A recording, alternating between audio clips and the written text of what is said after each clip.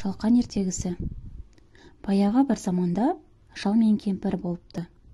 Олардың бақшасы бар екен. Бірде шал шалқан отырғызады. Шалқан үлкен болып өседі.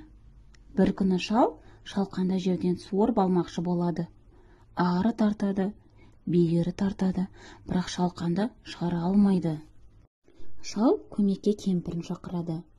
Кемпір шалдан, шал шалқаннан ұстап, ары тартады, бері тартады, бірақ орнынан қозғалта алмайды. Кемпір көмекке немере қызын шақырады. Немересі кемпірден, кемпір шалдан, шал шалқаннан ұстап, ары тартады, бері тартады, тағы да суырып шығара алмайды. Немере қызы итін шақырады. Ит қыздың етегінен, немересі кемпірден, кемпір шалдан, шал шалқаннан ұстап, ары тартады, бері тартады, шалқанды суыра алмайды. Енді ит көмекке мысықты шақырады.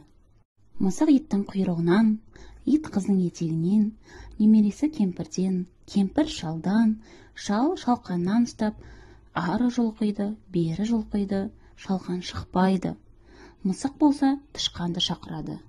Тышқан келіп мысықтың құйрығынан, мысық иттен, ит немересінің етегінен, қыз кемпірден, кемпір шалдан, шал шалқаннан ұстайды. Олар тарта-тарта ақыры шалқанды суырып шығарады.